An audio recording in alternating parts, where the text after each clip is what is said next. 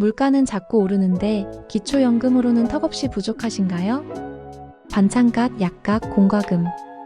매달 가계부 쓰기가 두려우시나요? 오늘은 특별한 비법을 알려드립니다. 돈이 많지 않아도 당당하게 살 수 있는 현명한 시니어들의 실제 성공 스토리. 지금 바로 시작합니다. 좋아요는 영상 제작에 큰 힘이 됩니다. 안녕하세요. 오늘은 우리 시니어 여러분들의 가장 큰 걱정거리인 생활비 문제에 대해 이야기를 나누려고 합니다.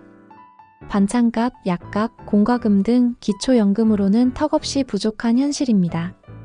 통계를 보면 65세 이상 어르신 3명 중 1명은 실제로 생활고를 겪고 계신다고 합니다. 특히 혼자 사시는 어르신들은 더 많은 어려움을 겪고 계시죠.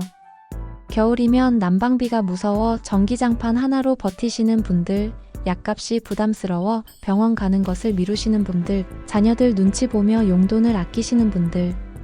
하지만 오늘은 이런 어려움을 조금이나마 덜어드릴 수 있는 현실적인 방법들을 함께 찾아보려고 합니다. 돈이 많지 않아도 조금 더 나은 생활을 할 수 있는 방법들 함께 알아볼까요? 첫 번째로 말씀드릴 것은 복지 혜택 찾기입니다. 많은 어르신들이 놓치고 계신 혜택들이 정말 많아요. 기초연금만 받고 계신가요? 그렇다면 주목해주세요. 우선 주거급여가 있습니다. 혼자 사시는 어르신의 경우 최대 월 31만원까지 받으실 수 있어요. 자가가구는 수선 유지비를 지원받을 수 있고 임차가구는 월세를 지원받을 수 있습니다. 에너지 바우처도 큰 도움이 될 수 있어요. 겨울철 난방비, 여름철 냉방비를 지원받을 수 있는데 금액이 적지 않습니다. 1인 가구 기준으로 연간 최대 18만 4천원까지 지원받을 수 있어요. 여기에 더해 전기요금 할인도 받으실 수 있습니다. 한전에서는 기초생활수급자와 차상위 계층을 대상으로 월 최대 1만 6천원까지 요금을 감면해주고 있어요. 각 지역마다 조금씩 다르겠지만 동네 주민센터를 한번 방문해보세요.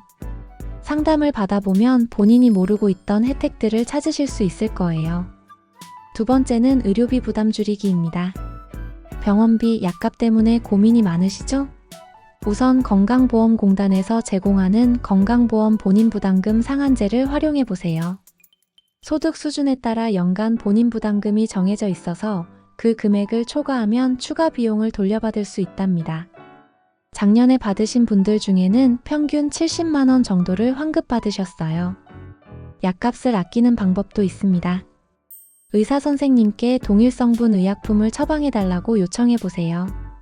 같은 성분인데 가격이 훨씬 저렴한 약이에요. 실제로 부산의 김영호 할아버지는 이 방법으로 매달 약값을 3만원이나 아끼고 계신답니다. 그리고 꼭 병원에 가시기 전에 보건소를 먼저 들러보세요. 기본적인 검사는 물론이고 만성질환 관리도 받을 수 있어요. 당뇨, 고혈압 같은 만성질환이 있으신 분들은 보건소의 방문 건강관리 사업을 신청해보세요. 간호사가 직접 집으로 방문해서 건강관리를 도와드립니다.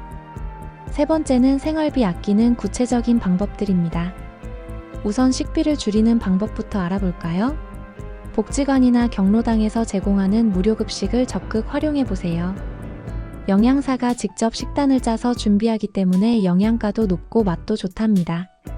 집에서 혼자 해드시는 것보다 여럿이서 먹는 게 더 맛있고 반찬 걱정 안 해도 되고 무엇보다 새로운 친구들을 만나면서 즐거운 식사 시간을 보내실 수 있어요. 장보기도 요령이 필요합니다. 마트 전단지나 스마트폰 앱으로 할인 정보를 미리 체크하세요. 특히 농협 하나로마트는 매주 수요일이 실버데이라서 모든 상품을 10% 할인해준답니다. 또 장은 꼭 배부르고 난 후에 가세요. 배고플 때 장을 보면 충동 구매하기 쉽거든요. 공과금 절약도 중요합니다. 겨울철 난방비를 줄이는 꿀팁을 알려드릴게요.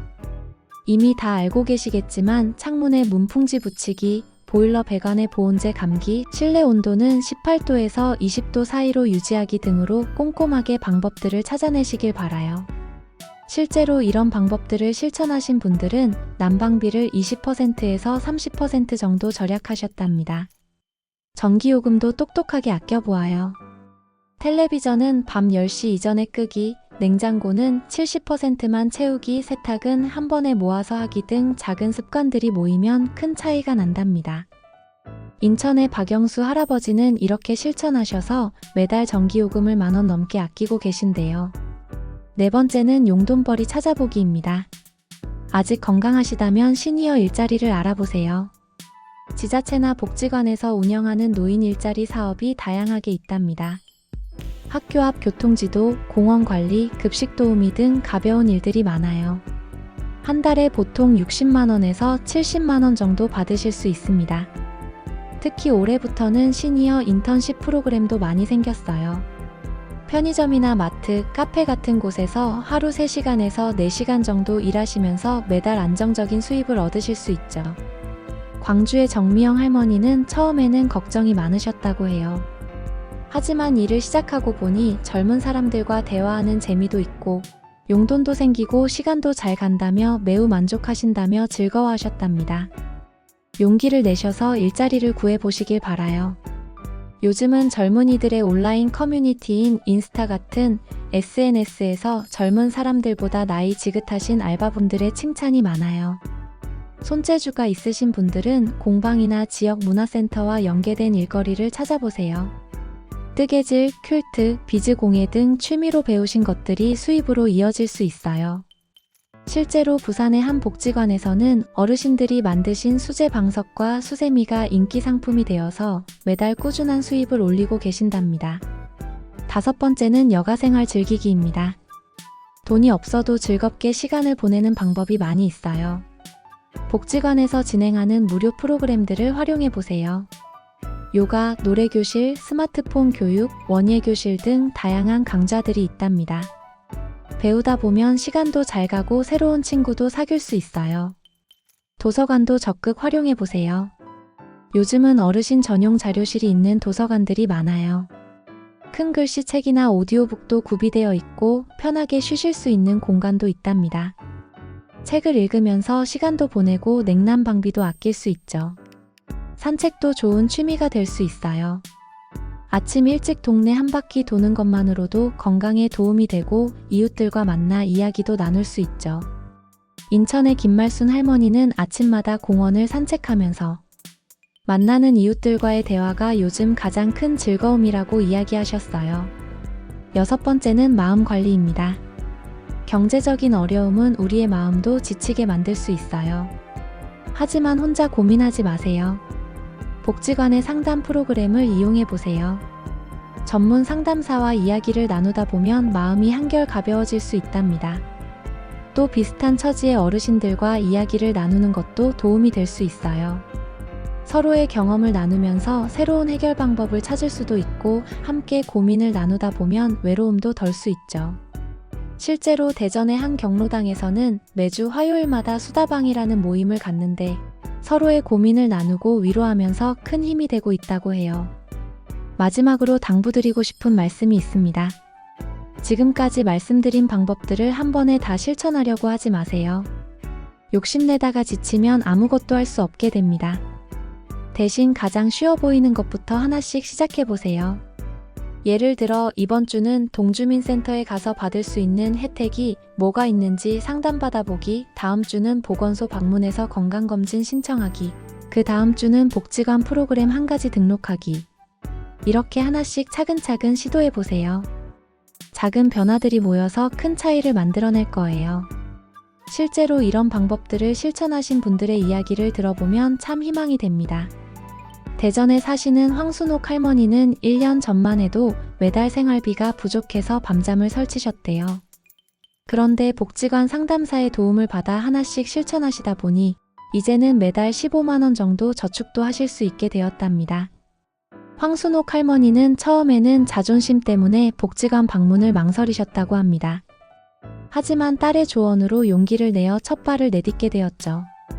평생 낸 세금을 돌려받는다고 생각하라는 딸의 말이 큰 위로가 되었다고 해요.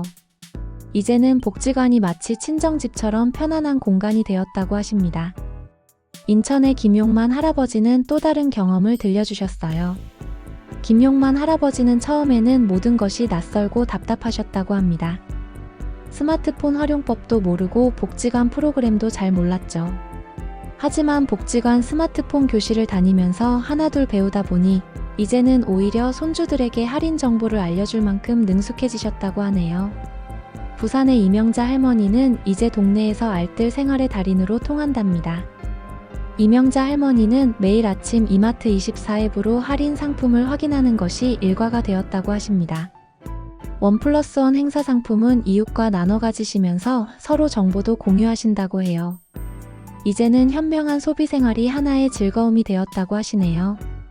광주의 박영수 할아버지는 퇴직하고 나서 처음으로 손주들 용돈도 주실 수 있게 되셨대요. 박영수 할아버지는 평생 자존심을 지키며 사셨지만 손주들에게 용돈을 주지 못해 늘 마음이 아프셨다고 합니다.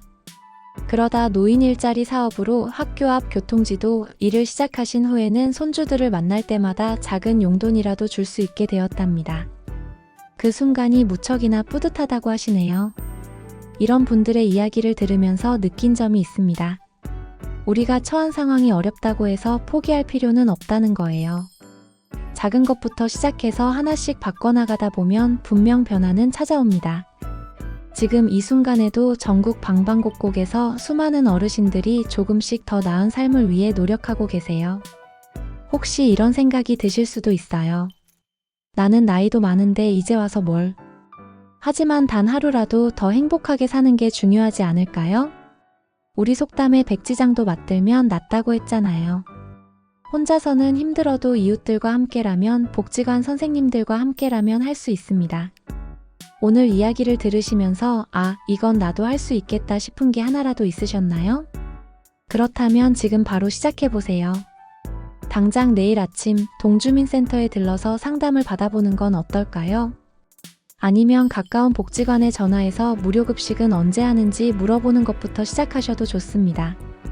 우리의 삶이 갑자기 크게 바뀌진 않을 거예요.